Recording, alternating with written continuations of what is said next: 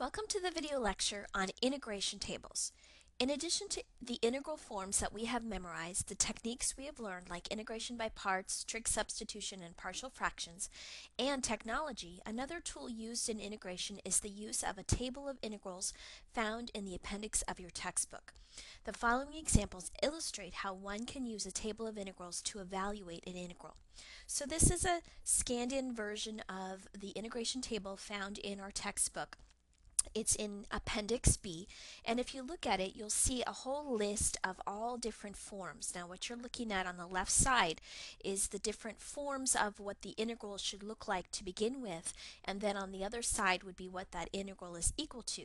Now, before you can use this table of integrals, you're going to have to decide which type of form do you have, and it may require a little bit of work to get it into the appropriate form first, and then you need to decide what are some of these other constants like a and b and plug them in correctly. And there's a whole bunch of different types of forms. You can see they're sort of organized by the type of form that they have: fractions, radicals, squares, sum of squares, and we've got all different kinds of things involving sines and cosines and powers. And if you look at some of these here on this page, you'll see that we've got some, like this number 71 down here, that has the form 1 over 1 plus or minus tangent of u du. Now if you take a look at that in comparison to the integral that we have to do for this first example, what we have looks really similar to that certain form that we saw. However, we've got these e to the x's in there. So what we want to do is see if we can get it to look like that form 1 over 1 plus or minus tangent of u. And what we can recognize is that since u equal to e to the x has a du equal to e to the x dx, which is exactly what this numerator is, maybe it's easy to turn it into that appropriate form. So let's try a little u substitution to begin with and get rid of this e to the x by calling it u. Therefore, du is the derivative of e to the x, which is e to the x back again, times dx. And so this integral right here has in its numerator e to the x dx, which we're going to replace with our du, and the denominator just becomes 1 minus tangent of u. So if we pull up that form again, number 71, this is 1 over 1 plus or minus tangent of u du. That's exactly what we have using the minus case. So we're going to use this formula right here using the minuses as well. So our answer is going to be 1/2 parentheses u minus ln of the absolute value of cosine of u minus sine of u plus c. So let's write all that down. And this was formula number 71, and it was for the integral of 1 over 1 minus tangent of u du. And it said that that was equal to 1/2 u minus ln of cosine u minus sine u plus c. So that's what this becomes right here. Whoops. Parentheses, u minus ln of the cosine minus the sine, and then we're almost done. We just have to resubstitute back in terms of x, so these u's become e to the x. So here's our final answer. So you can see that using a table of integrals is actually a really nice, easy, quick method, assuming that you can get your integral to fit that form. And you also have to have that table of integrals handy and available for you to use and refer to. Okay, so let's try another example. On this next one, we've got the integral of dx over x square root of x plus 9. So the first thing we want to do is kind of do a quick scan of our integration tables and see if we have anything of this particular form, where there's the variable x on the outside of our radical, and then x plus 9 on the inside under that square root, and all of that being in the denominator. So I'm going to back up here to where I saw some of those square roots. Let's take a look down here, and this is sort of similar to some of these, but not quite. We had a u or an x on the outside, but we didn't have a u squared or an x squared on the inside. So none of these would work because they don't have just a plain old x under the radical. They have an x squared under the radical. But if I back up, keep going, and I go up here, number 17 is sort of the form that I want, where I've got 1 over x square root of a constant plus possibly a constant times x. So this is actually the form we're going to use. The a is going to be that constant 9, and the coefficient of our x under a radical was just a 1, so our b is going to be 1. And since the a was 9, which is positive, that means we're going to want to use this top case up here for when the constant a is positive. So this is formula number 17 using the positive case. So let's write all of that down. This is number 17, and the formula is 1 over u square root of a plus bu du, and this formula was 1 over the square root of a, ln of the absolute value of a plus bu minus square root of a, all in the numerator, over square root of a plus bu plus square root of a in the denominator plus c. So in our example, to make it look like this form, we have the order reversed here, but addition is commutative, so that doesn't matter. Our coefficient of our x here is 1, so the b is going to be 1, and the constant that's by itself is 9, so our a is going to be 9. So let's plug everything into this formula. We're going to want 1 over the square root of a, and 1 over the square root of 9 is just 3. And then we're going to have ln of the absolute value of the square root of a plus bu. Well, that's exactly what this expression is right here. Our a is the 9 and our bx is our 1x. So this is just square root of 9 plus x or x plus 9. You can put it in either order. Minus the square root of our a, and the square root of our a was 3, over square root of that a plus bu expression again, which was just our x plus 9, plus square root of 9, or just 3. All of that in absolute value, plus a c. And there's our answer. Quick and easy once you know the appropriate formula to use. Okay, the next example, the integral of the square root of x squared minus 4 all over x. So this time we do have a square minus a square, which were like some of those formulas that we saw that had a u squared minus a squared or a u squared plus a squared under the square root.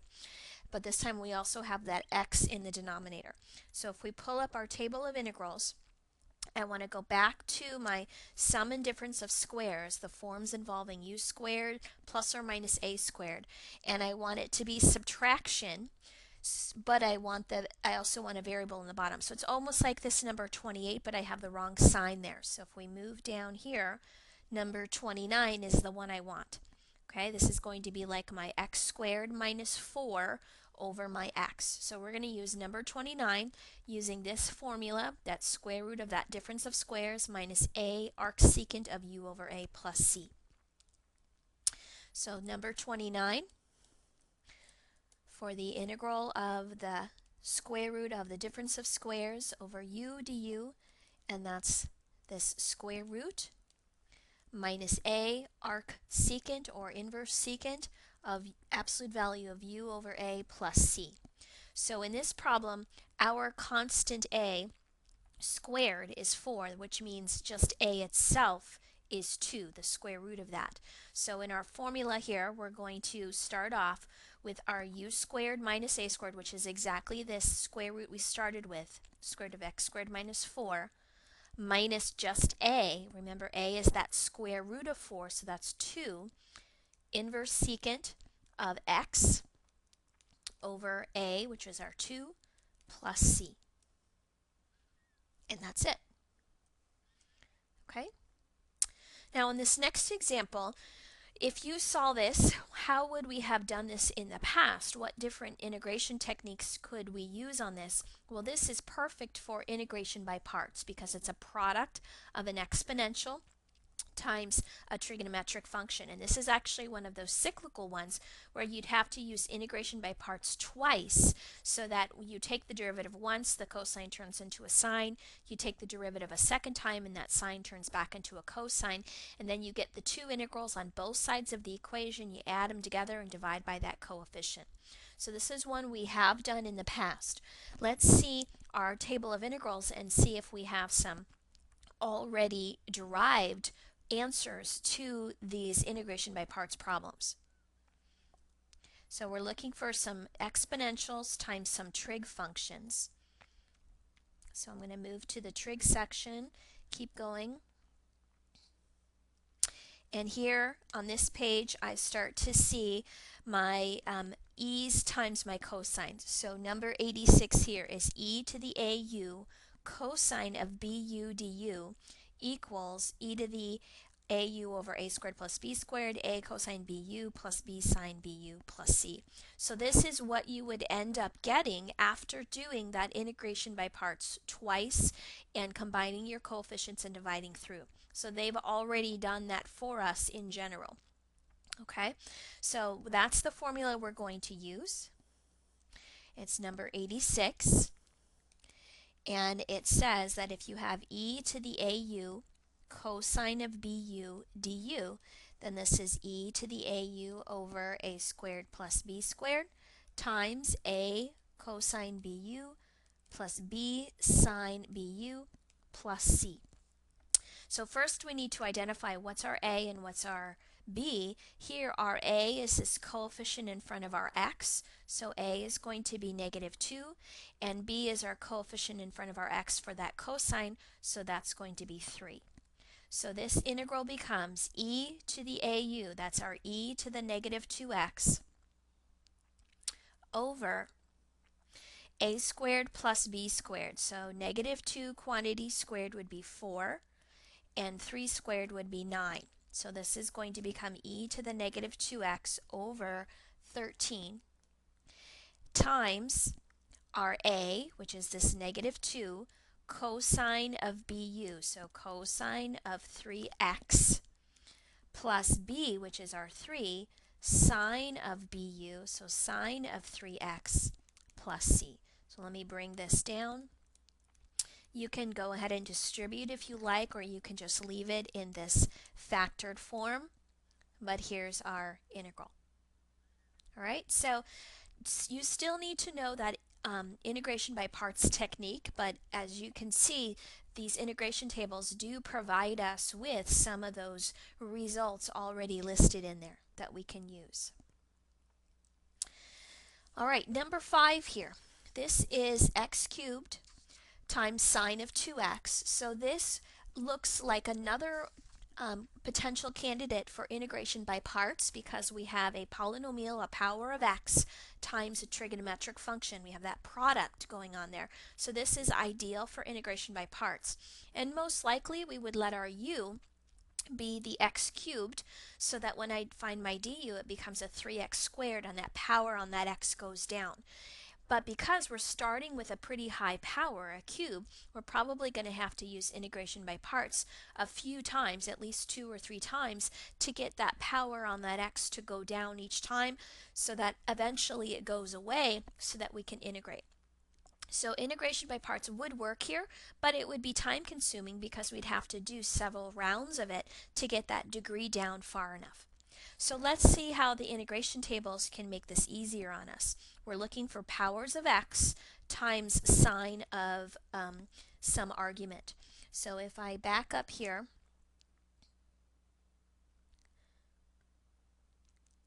if you look at number 54, this is u to the n times sine of u du. So this tells me how to deal with an x raised to a power times sine of x dx, if you think in terms of x's or u's. So what you'll see here, notice the formula here. This is called a recursive formula because it doesn't actually give you the final answer. It gives you the next step down. So as we mentioned, doing integration by parts is going to require several different cycles of it, and this is just showing you what you would get after one cycle. So it's not exactly going to give us the direct answer right away. It's going to tell us the answer, but it still has an integral in it, and that integral is going to now have the form u raised to 1 power less times a cosine. So chances are that may not be something we know right away, which means we might have to use in conjunction the integration formula number 55, which is u to a power cosine of u du, which is also recursive, and it shows you what that would be in terms of the next power down. So we're going to have to use probably a couple of different formulas here, and eventually, hopefully, we'll get this down to something that we know how to integrate. So first of all, before we do that, let me write down our few formulas here that we're going to have to use. Number 54 was u to the n sine of u du, and that was negative u to the n cosine u plus n times the integral of u to the n minus 1 cosine u du. And then if you have u to the n times cosine of u du, this is positive u to the n sine of u minus n times the integral of u to the n minus 1 sine of u du, and that was number 55. Now, in order to use these, we need to have it exactly in this form. So we need sine of u, which means this right here needs to be u. So we're going to need to do a little bit of a u substitution first. So if I let u be 2x, then du would want to be 2 dx. Now I don't have that 2 in there, so let's solve for dx by dividing by 2. And now if I do my substitution, this sine of 2x becomes sine of u. This dx becomes a 1/2 du, but notice what else changes. This x cubed needs to change as well in terms of u. So if u is 2x, then that means u over 2 is equal to just x. So I'm going to replace this x with u over 2 quantity cubed. And now if I go ahead and cube that, I'm going to get u cubed over 8 sine of u times 1/2 du. And the 8 and the 2 multiply to a 16, but it's in the denominator. So let's pull that fraction out, and we get 1/16 u cubed sine of u du. So now this is exactly in this form. You need that argument of that trig function to be your u, which might affect what this x in front turns into, and it might affect some constants out front. So make sure you check for that u substitution first before you start applying your formulas here to make sure that you have the right u, the right du, and you're using the right constants.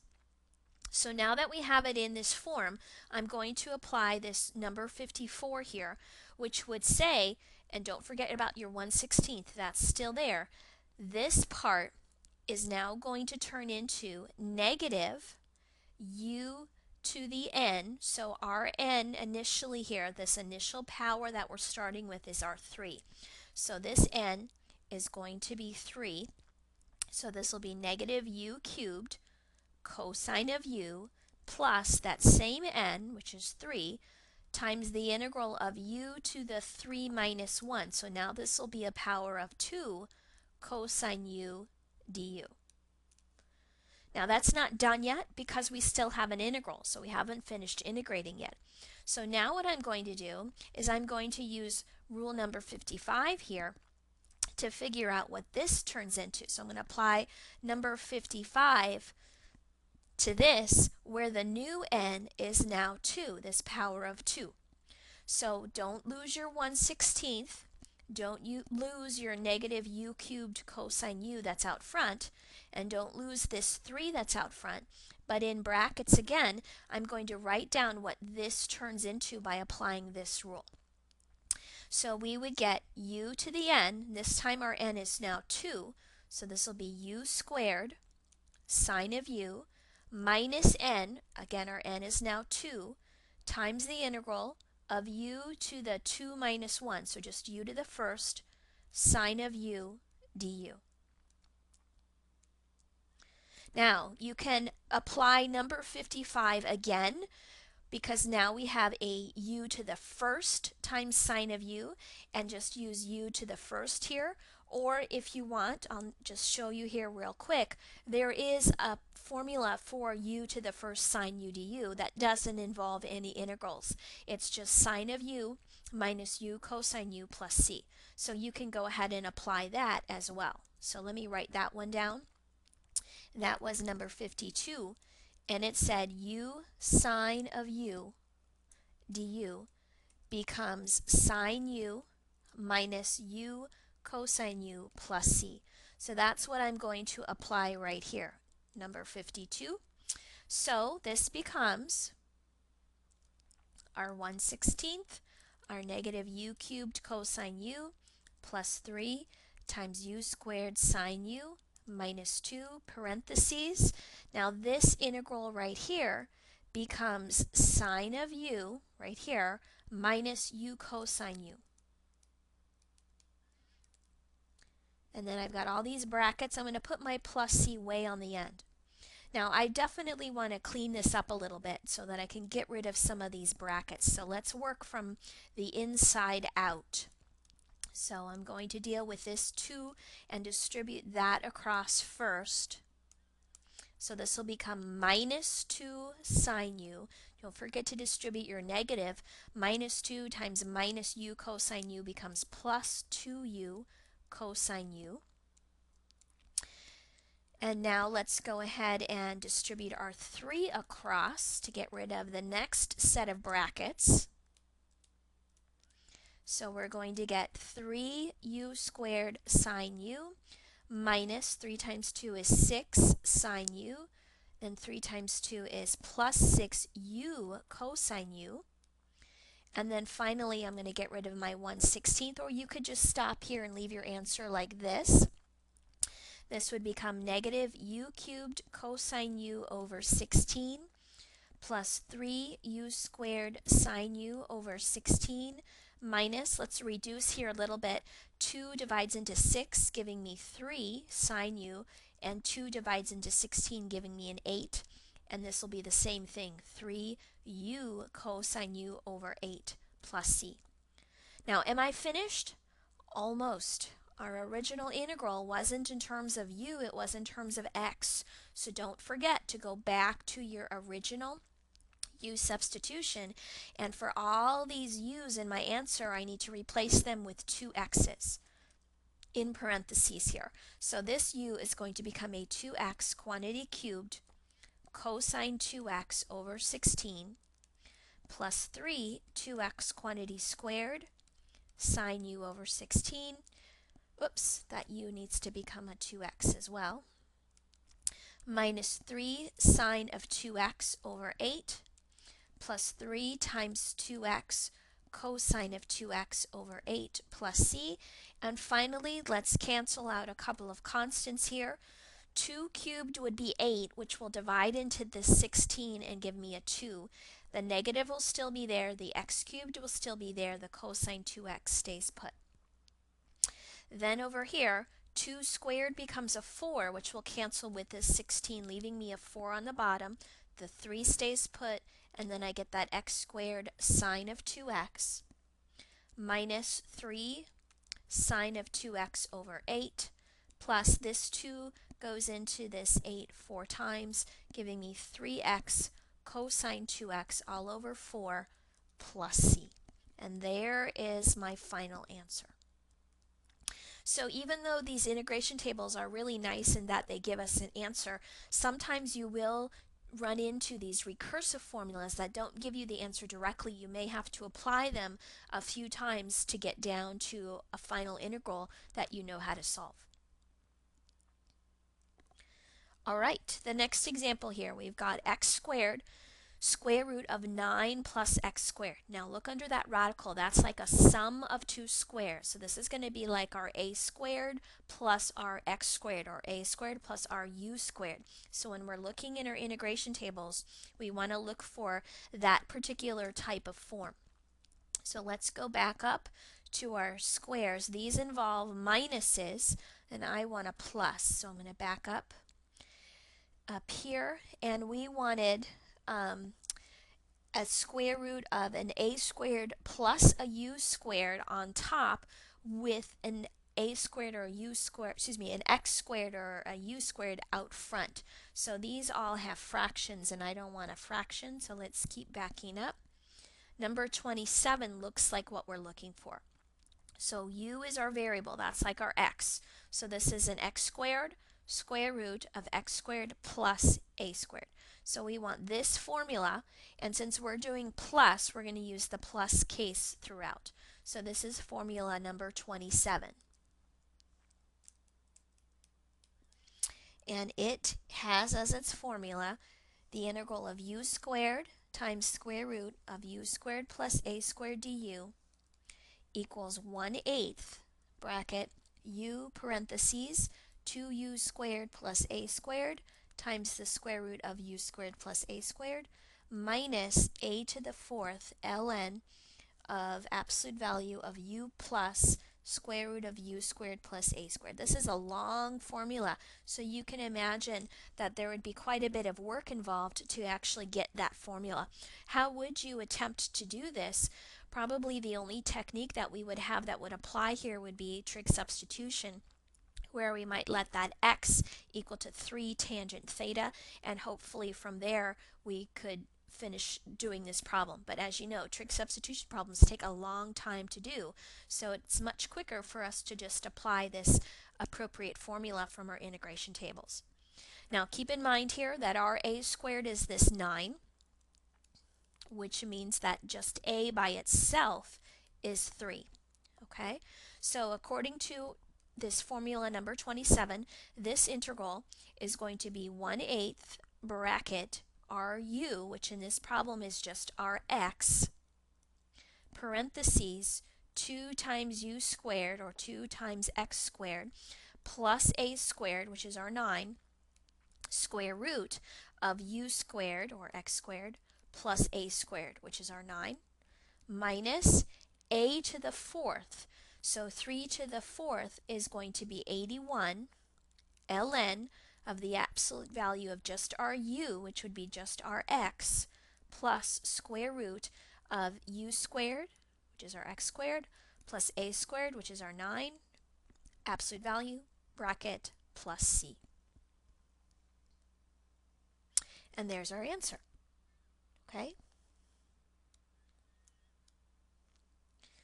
Now if we look at this next example, the last ones that we're going to do here are going to involve some trigonometric identities and some rational functions involving sines and cosines. So this is a fraction involving sines and cosines. And this is kind of the miscellaneous part of this lecture. So we may or may not be using some integration tables here, but I'm going to show you some techniques on how to handle integrals that have this form, that are fractions involving sines and cosines. So for this first one, we're going to start by noticing that the argument is different for our sine and our cosine. We've got a 2x here and we have just an x here. And typically that's a bad thing because it makes it harder for us to combine things and use properties if those arguments are different. So the first thing that I might suggest doing here is making these be the same, and doing that is fairly easy to do if you notice that sine of 2x is just that double angle identity. So we can replace this sine of 2x with just its formula 2 sine x cosine x, and that way these arguments, these angles, just become x's so that they match this one on the bottom that we already have. Okay, now we have some cosines and we have some sines here, and what we want to keep in mind is that there's a derivative relationship there. If you have derivative of sine is cosine, the derivative of cosine is minus sine. So since I've got this cosine occurring a couple of different times but the sine is only happening once, what we can do is think of using that sine x as the derivative of the cosine, and maybe that sine of x would get absorbed into our du if we do a u substitution. So here what we're going to do is we're going to let the u be the cosine, and therefore the du will be minus sine x dx, or negative du will be positive sine x dx. So we're going to absorb this sine x with this dx, and those two become my negative du. The rest of this, I'm going to have that 2 out front. This cosine x on top just becomes a u. And on the bottom we have 2 plus our cosine, which just becomes a u. So this is what we have so far. Much simpler looking because now all of those trig functions are gone. Now this 2 and this negative are constants, which I can pull all the way out. So this becomes u over 2 plus u du. Can't pull this 2 out because it's part of a sum, whereas this 2 was part of our product on top. So just be careful there. Now at this point you have your choices. On this one you could do a little bit of reducing. This is not a reduced fraction because you have the same degree on top and bottom. So doing a little long division would enable you to reduce this and then hopefully integrate from there. You could also pull a little bit of a trick here and notice that the bottom is the same as u plus 2 and the top is just a u. So you could add and subtract 2 from the top and then simplify from there. So that would work as well. The third option would be to use your integration tables. So we need something that looks like u over a constant plus u. So if we go back to the beginning here, hopefully we have something like that. Number 3 right here is exactly that form. U over a constant plus a constant times u. So this is the formula we're going to use. The coefficient of that b, or of that u, which is b, is just 1 in our problem, and the a is that constant 2. So I'm going to just go ahead and use property number 3 here, which says that the integral of u du over a plus bu equals 1 over b squared parentheses bu minus a ln of a plus bu parentheses plus c. So again, our b, this coefficient down here, is just a 1, and our a, this constant, is 2. So we're going to have this negative 2 out front still, and then we need to multiply that by 1 over b squared, which is just 1 over 1 squared, or just 1. So this coefficient out front here just is a 1. I don't even need to write that. And then I'm going to multiply that by b times u, or 1 times u, which is just u, minus a, which is our 2, ln of the absolute value of a plus bu, which is just our u. So this is what we get. Let me go ahead and distribute my negative 2 across. So this becomes negative 2u plus 4 ln of 2 plus u parenthesis, or absolute value, plus c.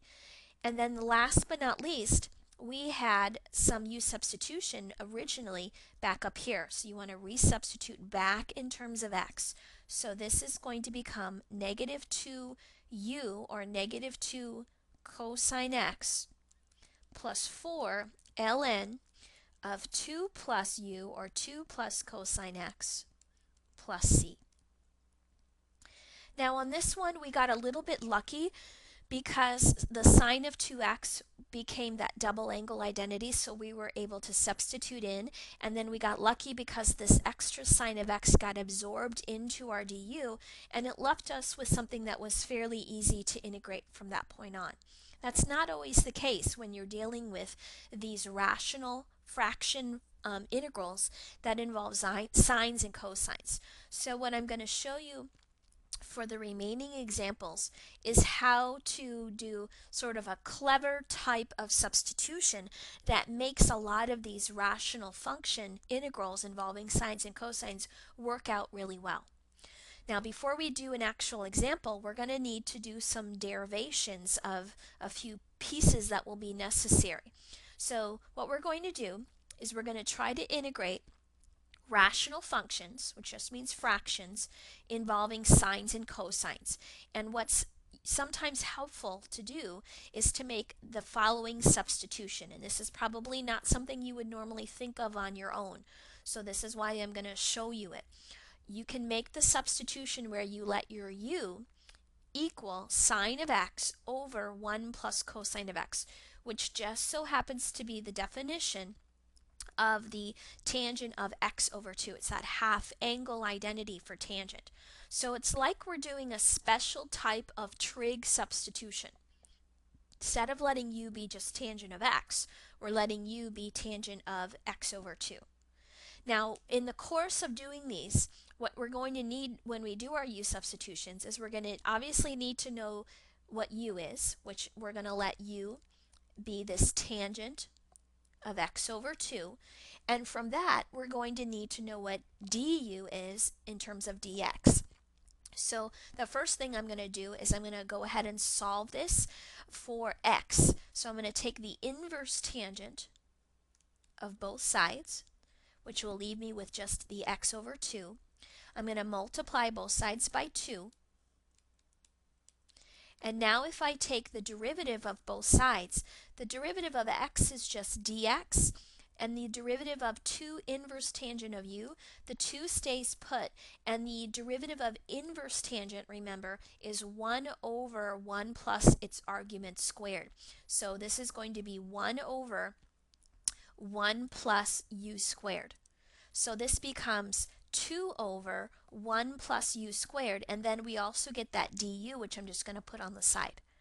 So in the course of doing our u substitutions, we're going to replace the u with with tangent of x over 2, potentially, and we're going to replace the dx with 2 over 1 plus u squared du.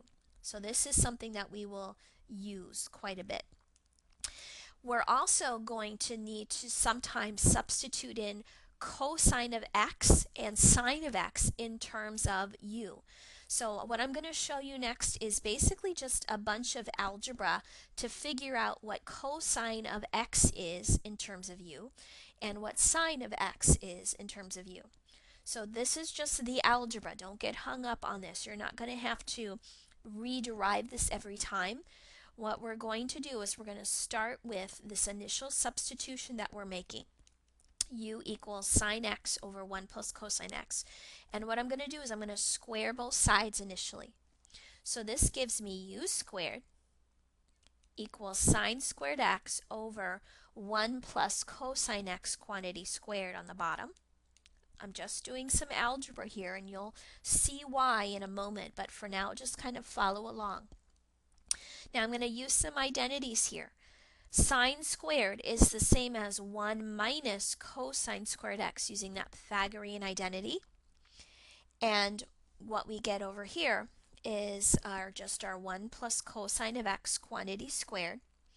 And what you'll notice on top is that 1 minus cosine squared x, that's a difference of 2 squares. So this numerator actually factors into 1 minus cosine x times 1 plus cosine x, which just so happens to be our denominator. So one of these will cancel out, which means u squared is 1 minus cosine x over 1 plus cosine x. Now what I'm trying to do here is I'm trying to solve for cosine x. So I want to get this cosine x by itself on one side of the equation and figure out what it equals in terms of u. So what I'm going to do next is I'm just going to do a little bit of cross multiplying. I'm going to multiply both sides by this denominator.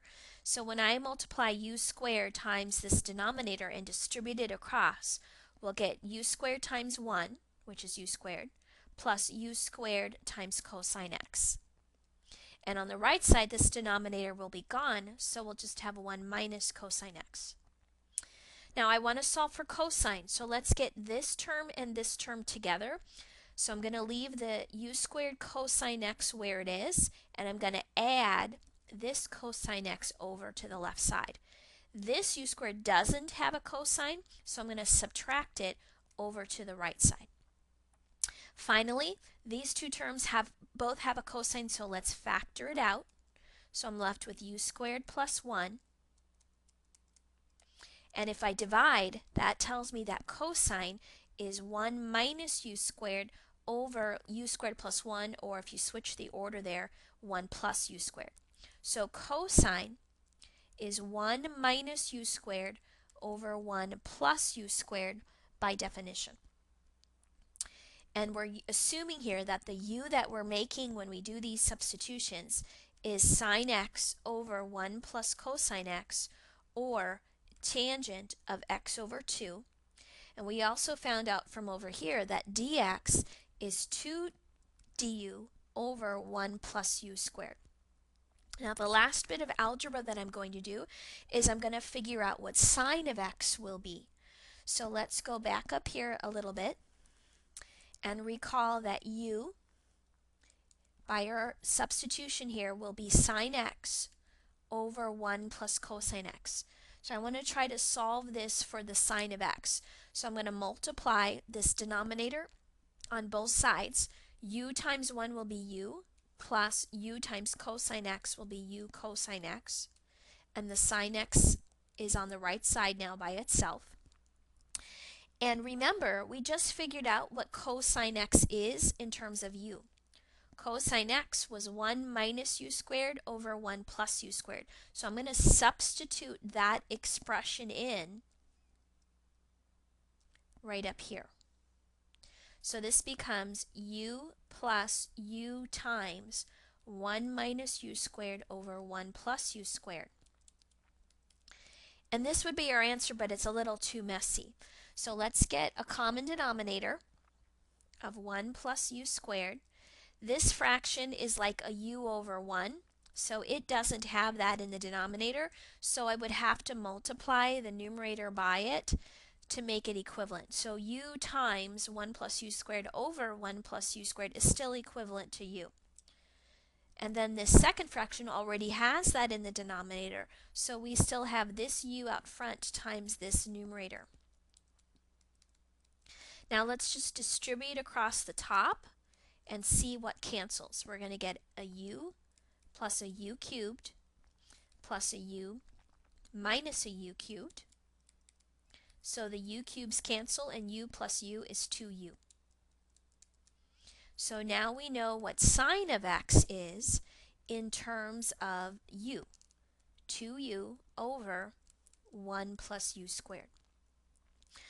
So you're thinking to yourself, okay, I follow the algebra, but I still don't quite understand what we're doing with all of this stuff. So let's actually see an example so that you can get the feel for what is going to go on in these problems. So here's what I'm talking about. Here's an integral where we've got a fraction that involves some cosines, and potentially it could involve some sines as well. This one just has a cosine in it. So when you see a problem like this, there aren't necessarily any trigonometric integrals in our integration tables that would follow this format. There might be, but potentially there might not be. And we don't really have any tricks that we would have to figure out how to do this using partial fractions or integration by parts or trig substitutions. So initially, this one doesn't really have any good strategies. So that's where using a very specific type of u substitution works out, and it's going to be the u substitution that we're claiming right here. Okay, so this is what we're letting u be, but we're not actually going to use that. What we're going to use is what that tells us about these other three things. If we make u equals sine of x over 1 plus cosine of x, then that means cosine of x is 1 minus u squared over 1 plus u squared. And I have a cosine in my problem. So I want to know what that cosine of x can be replaced with. And what it gets replaced with is this 1 minus u squared over 1 plus u squared. I also have a dx in my problem. So what does that get replaced with using this u substitution? It gets replaced with 2 du over 1 plus u squared.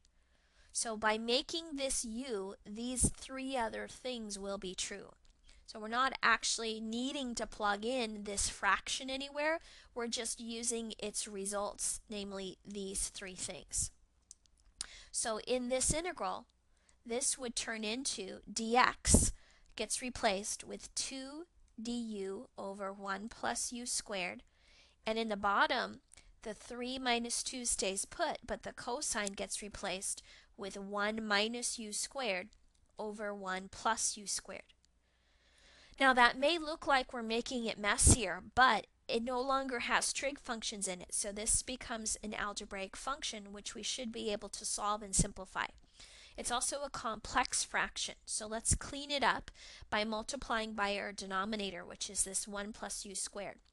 So I'm going to multiply the top and the bottom by that common denominator to clear out some of my fractions. This cancels, leaving me just 2 du on top, and on the bottom this 3 doesn't have a denominator, so this 3 does get multiplied by that 1 plus u squared. But the second part here of this difference does have a denominator, so those will cancel, and I'll just have the 2 parentheses 1 minus u squared left. Now let's figure out what that becomes. That's going to be 3 plus 3u squared minus 2 plus 2u squared. 3 minus 2 is 1, and 3u squared plus 2u squared is 5u squared. So this integral becomes 2 du over 1 plus 5u squared. This 2 on top is being multiplied by our du, so that 2 can be pulled out. It's not really helping me at all. So this now looks like du over 1 plus 5u squared. Now at this point you can do a couple of different things. You can look in your integration tables if you want, or you should recognize that this actually is an integral that we know. If you need to, just to be a little bit clever here, you can pull out the 5, factor out the 5 from these two terms, which means you would have to have a 1/5 left in here, so that 5 times 1/5 gets you back to that 1. But if I pull out that 5, then that 5 can join the 2, but it's in the bottom, so it's really a 2/5 out front. And that means this integral now looks like 1 over the sum of two squares, even though this isn't a nice perfect square. So by pulling out that 5 and putting it in this form, 1/5 plus u squared, this is an a squared plus a u squared. So what I'm really using here is du over a squared plus u squared, and that is an arctangent.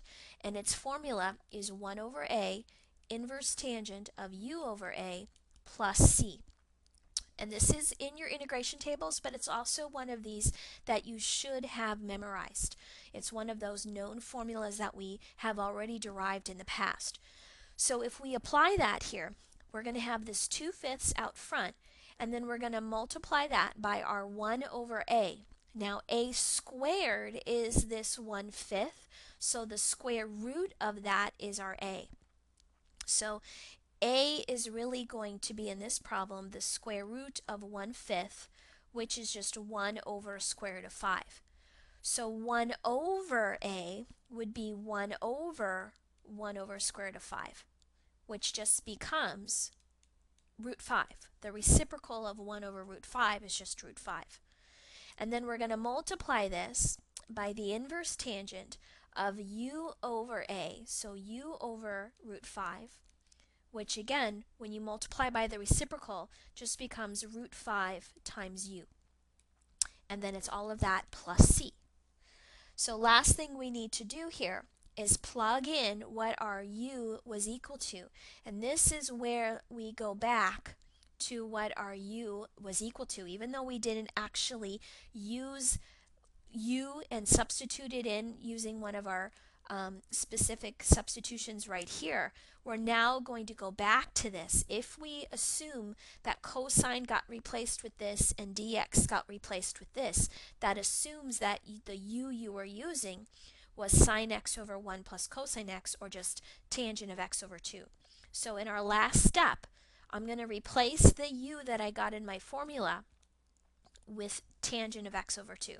I'm going to use this because to me that's simpler than writing all of this. So here's what it would look like.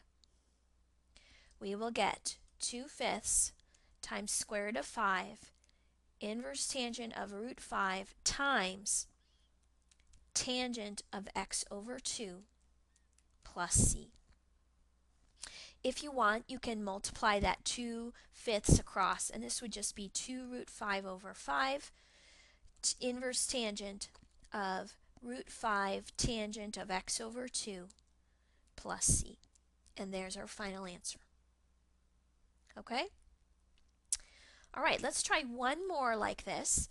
This again is another fraction, and it's got sines and cosines in it, and it doesn't look like it has any nice little tricks that we could use to make this turn into something we know how to integrate right away.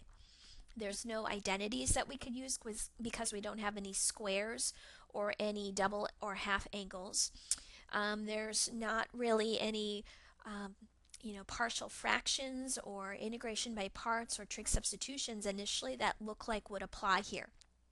So if that's the case, what we're going to do is we're going to go back to our special fancy U substitution that typically works when we're dealing with fractions involving sines and cosines, and that's these three statements right here. So we're initially assuming that U is the tangent of x over 2. We know that that then implies that cosine of x is 1 minus u squared over 1 plus u squared. That implies that sine of x is 2u over 1 plus u squared, and it implies that dx is 2 du over 1 plus u squared. So we're going to replace everything in here in terms of the appropriate u. So dx gets replaced with 2 du over 1 plus u squared. In the bottom, we have 1 plus this sine of x gets replaced by 2u over 1 plus u squared, minus cosine of x gets replaced with 1 minus u squared over 1 plus u squared. So we're replacing these trig functions with rational functions, so this is now going to become something algebraic that we can reduce, simplify, and hopefully then integrate. Now it is a complex fraction, so clear out those denominators first. So I'm going to multiply the top by 1 plus u squared and the bottom by 1 plus u squared. So on the top, these two cancel, just giving me 2 du. On the bottom, this 1 doesn't have a denominator, so it gets multiplied by this whole 1 plus u squared, plus this fraction does have a denominator, so this will cancel out with that, leaving me just the 2u. And then for the last fraction, this will cancel with that, giving me minus this numerator, and use parentheses around that 1 minus u squared because you do want to distribute your negative. This will become 1 plus u squared plus 2u minus 1 plus u squared. So the 1's will cancel, and we'll get 2u squared plus 2u, which actually factors into 2u times u plus 1. So this integral becomes 2 du over 2u times u plus 1, and that means these two 2's can cancel. So my integral looks just like this. Now how do we solve that? Well, that should look familiar. That is like a partial fractions decomposition. You have a denominator which is already factored. So this could be broken down into an a over a u plus a b over a u plus 1. And we can figure out what a and b are by getting a common denominator and then simplifying. So the common denominator over here would give me a times u plus 1 plus b times u, and that needs to equal just a 1. There's an implied 1 in that numerator over u times u plus 1. So if u is negative 1, then this numerator will be 1, and this numerator, the negative 1 makes this whole term go to 0, and b times negative 1 would be minus b. So that tells me that b is negative 1. If I let u be 0, this numerator is still a 1. 0 plus 1 is 1. 1 times a is a. And b times 0 makes this whole term go to 0. So this tells me that a is 1. So this integral becomes the integral instead of 1 over u minus 1 over u plus 1. So instead of integrating the product, we're integrating this difference. And each of these is an ln because it's stuff prime over stuff. So this becomes ln of u minus ln of u plus 1. And then we always need to remember to go back and resubstitute back in terms of x. So if we go back to the top here, what was u equaling? U was equaling this special tangent of x over 2 that we didn't actually use here, but at the very end you will use that. So we're going to replace all of our u's with this tangent x over 2 expression. So this becomes ln of the tangent of x over 2 minus ln of tangent of x over 2 plus 1, and then I can put my plus c on the end. And there's my answer. So every once in a while you will run across these integrals that have fractions involving sines and cosines, and if your identities don't seem to be panning out, if it doesn't look like a partial fraction or an easy u substitution or integration by parts or something like that, then there's this special u substitution that you can try that tends to work out well for these types of problems. Okay? All right, that concludes our video lecture on integration tables. Good luck.